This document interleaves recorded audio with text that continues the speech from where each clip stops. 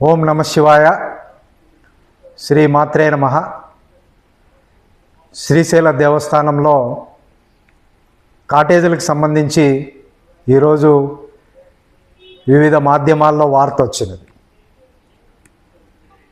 శ్రీశైల దేవస్థానంలో ఇప్పటి వరకు 7 కాటేజీలు నిర్మాణ దశలో ఉంటూ కొన్ని పూర్తయినాయి, కొన్ని పాక్షికంగా పెండింగ్ పెట్టి శ్రీశైల దేవస్థానానికి హ్యాండ్ ఓవర్ చేయలేదు. అటువంటి వాటన్నిటిపైన కూడా గత ప్రభుత్వంలో నిర్లక్ష్య ధోరణి వ్యవహరించి పూర్తిగా అవి హ్యాండ్ ఓవర్ చేసుకోకుండా ఉన్న కారణంగా కూటమి ప్రభుత్వం అధికారంలోకి వచ్చిన తర్వాత ట్రస్ట్ బోర్డు అక్టోబర్లో నియామకం అయిన తర్వాత వీటి మీద దృష్టి పెట్టి వారికి నోటీసులు ఇవ్వడం జరిగింది. ఒక 10 రోజుల కిందట మా ఇంజనీరింగ్ డిపార్ట్మెంటు, రెవెన్యూ డిపార్ట్మెంటుతో కూడిన ఒక కమిటీ వేసి ఈ పెండింగ్ ఉన్న కాటేజీలు వివరాలు తీసుకొని రిపోర్ట్ ఇవ్వమని చెప్పడం జరిగింది. వారిచ్చిన రిపోర్టు ప్రకారంగా వీటన్నిటినీ త్వరలో వారు దేవస్థానానికి స్వాధీనపరచకపోయినా కూడా దేవస్థానమే స్వాధీనపరచుకునే ఉంటుందని శ్రీశైల దేవస్థానం చైర్మన్గా చెప్తున్నాను. వారికి ఒక డెడ్లైన్ డేట్ ఫిక్స్ చేసి ఈ 7 కాటేజీలు కూడా దేవస్థానం పరిధిలోకి తీసుకోవడం జరుగుతుంది. వాటిల్లో ఈ బూచేపల్లి ప్రసాద్ గారు నిర్మించి కాటేజీ పూర్తయినా కూడా వారు హ్యాండ్ ఓవర్ చేయకుండా ఉండడం ఏదైతే ఉందో, వారికి గతంలో అనేక సార్లు నోటీసులు ఇచ్చిన కారణంగా వారు నిన్న మీడియాలో వార్త వచ్చిన సందర్భంలో వారి మనిషి చేత రాత్రికి రాత్రే కీస్ హ్యాండ్ ఓవర్ చేయడానికి ముందుకు రావడం జరిగింది. ఒక పద్ధతి ప్రకారంగా దేవస్థానానికి వారు హ్యాండ్ ఓవర్ చేయాలి కాబట్టి ఈ ప్రాసెస్ జరుగుతుంది.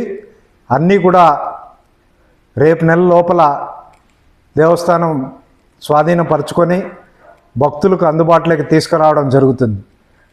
అలాగే దేవస్థానంలో కూడా ఈ కాటేజీలకున్న పేర్లు మరియు కులసత్రాలకున్న పేర్లు వీటన్నిటిని కూడా మేము బాధ్యతలు తీసుకున్న 2వ నెలలోనే వీటిపైన చర్చించడం జరిగింది. అన్ని పేర్లు కూడా స్వామివారి నామాలు, అమ్మవారి వివిధ రూపాల్లో ఉన్న పేర్లతో వాటిని పెట్టాలని, ఇది ఎండోమెంట్ టెంపుల్, టీటీడీ మాదిరి సొంత నిర్ణయాలు తీసుకునే అవకాశం మాకు లేదు. ఏ నిర్ణయం తీసుకున్నా బోర్డులో పాస్ చేపించి కమిషనర్ గారికి పంపాలా. కమిషనర్ గారు తిరిగి దాన్ని ఆమోదించి పంపడానికి కొంత సమయం పడుతున్నది. త్వరలో ఈ కాటేజీల పేర్లు, కులసత్రాల యొక్క పేర్లు కూడా స్వామి అమ్మవార్ల నామాలతో ప్రకటించబోతున్నాం. అలాగే కొద్దిమంది ఈరోజు మీడియాలో మాట్లాడడం జరిగింది.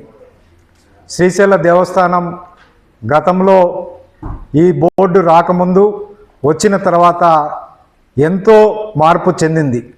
మీరు స్థానికంగా ఉన్న ప్రజలను కానీ అక్కడున్న మీడియా మిత్రులు కానీ అడిగి తెలుసుకోవచ్చు.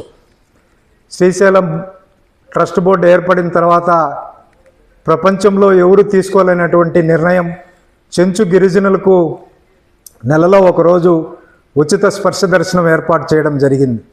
అలాగే భక్తులకు ఉచిత లడ్డు ప్రసాదం కూడా ఇవ్వడం జరుగుతున్నది. అటువంటి నిర్ణయం తీసుకోవడం జరిగింది.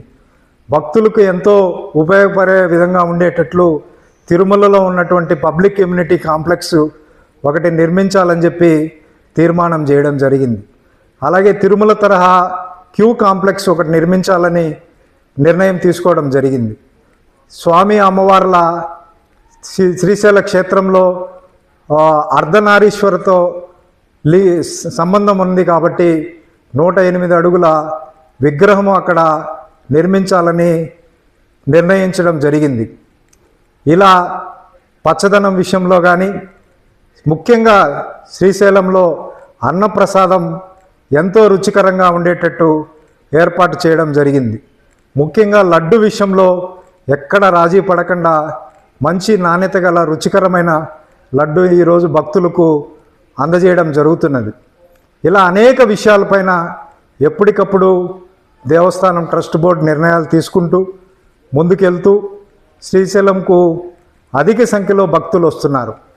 గత పాలకుల నిర్లక్ష్యంతో శ్రీశైలంలో వారికి కావాల్సిన వసతి ఏర్పాట్లు, మరుగుదొడ్లు విషయంలో కూడా నిర్లక్ష్యంగా వహించిన కారణంగా ఈరోజు 50,000 నుంచి 1,00,000 మంది భక్తులు వస్తున్నారు. వీకెండ్స్లో 70,000-80,000 వస్తున్నారు. పండగలప్పుడు 1,00,000 మంది వస్తున్నారు.